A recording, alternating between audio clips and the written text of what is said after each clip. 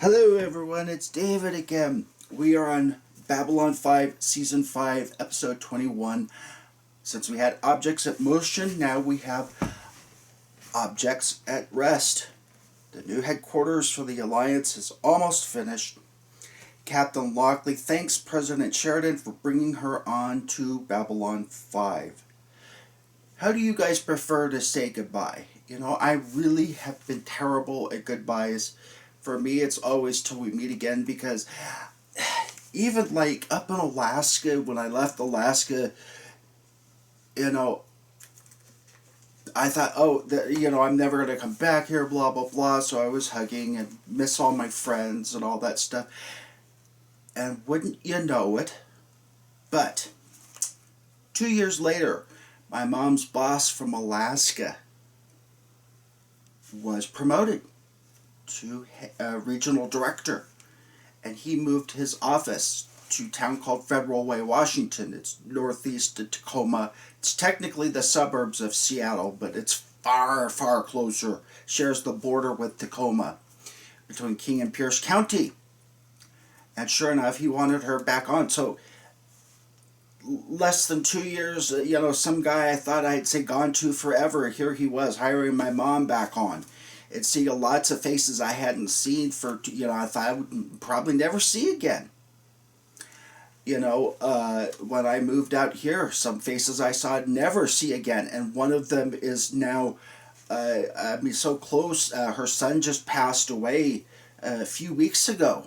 And I had to, go to the funeral. I thought I left Providence 10 years ago. I'm never going to see her again.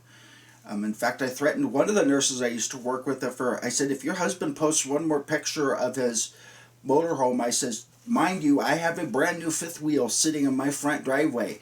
I said, if he posts one more picture of it, I'm going to plot ahead, one day ahead of where you guys are going to be on the map, and I'm going to meet up at some campground, and you'll never know it's me until you turn around and there's my ugly face in your mug again. So, how do you guys prefer to say goodbye? Veer tells Talon about Jakar leaving. And so Talon goes into Jakar's quarters, and they recognize his voice pattern, and so Jakar leaves a message making him the ambassador for the Narn. You cue the entrance. Dr. Franklin names his replacement and leaves Babylon 5. Michael Garibaldi hires the board of company malcontents. That sounds like something I would do. I tell people around me too, if you don't want to ask my opinion on something, don't ask it to me, because I'll give it to you. And if you want to debate me, I'm more than happy to debate you, and I've learned a lot from debating a lot of people. But if you don't come with all your facts together, I will bury you. Because I'm one of those who likes to sit and research and research and research and research and research until I've got everything nailed down to its, ninth integer component, kind of a thing. It's cost me more than a few friendships. I'll tell you that much. President Sheridan leaves, or goes to leave, and he gives an order to match rotation of Babylon 5.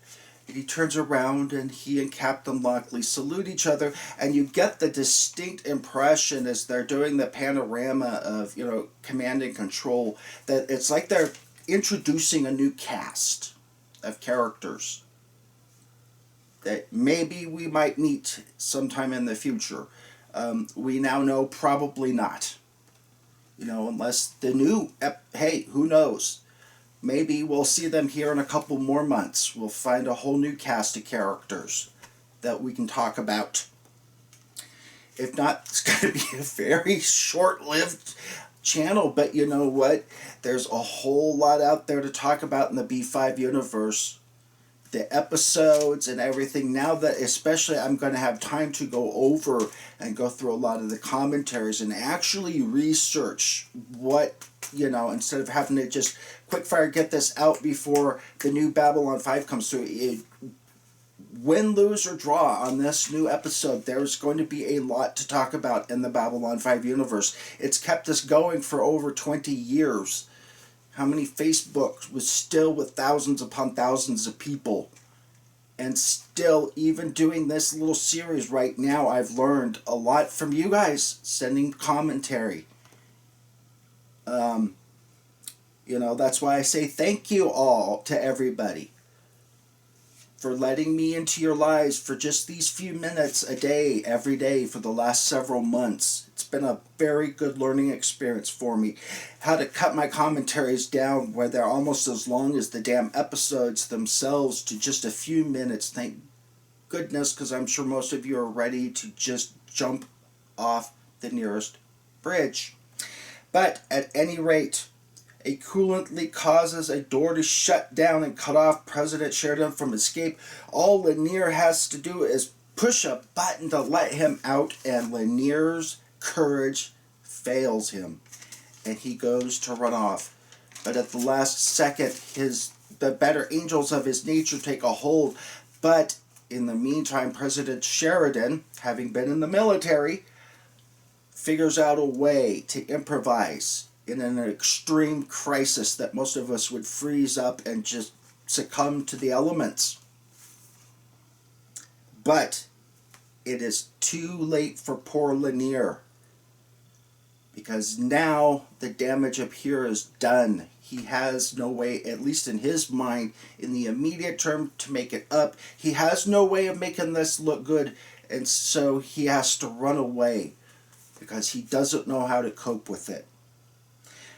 President Sheridan and Delenn arrive on Minbar, and who greets them but Emperor Londo Mollari. He greets them, and he ends up having dinner with them. And he gives Delenn and Sheridan a gift. And what he knows and what Sheridan and Delenn don't know is this gift has a nasty surprise at the bottom. It is a false bottom. Supposedly have the river, the water from the first flow by the first river of the very first palace 2,000 years ago, but it contains a Drak keeper that is meant for Delenn and Sheridan's erstwhile child. Memory serves, isn't the Drak, the keeper actually does infect their child, and when Veer drives the Drak off of Centauri Prime, they kills the main Drak, and when you kill the Drak, all the little keepers die naturally. And so David Sheridan's Drak keeper dies, and so he's freed from that influence. That's my remembrance of how that goes. If any of you remember differently, go ahead and put it down below. But at any rate, Lanier calls Delenn to apologize. And at the end, we start with more of the visionettes of, as people are saying goodbye, their time on Babylon 5 is like, flashing by as we all get, the tears in our eyes. But don't worry, we've got one final episode to go. One of the comments I'm going to be thinking about, and I'll come back and forth to it on this last episode, is how does this compare to some of the final episodes of, Star Trek's? It's better than Deep Space Nine, and the less said about the last episode of Star Trek Enterprise, the better. I'll see what my memory, how that holds up to what my memory has made it out to be. As always, I will see you for the next and final episode, and we still have the movies, so I'm not letting you off the hook just yet, but as always, like, comment, subscribe, and share. I will see you one more time.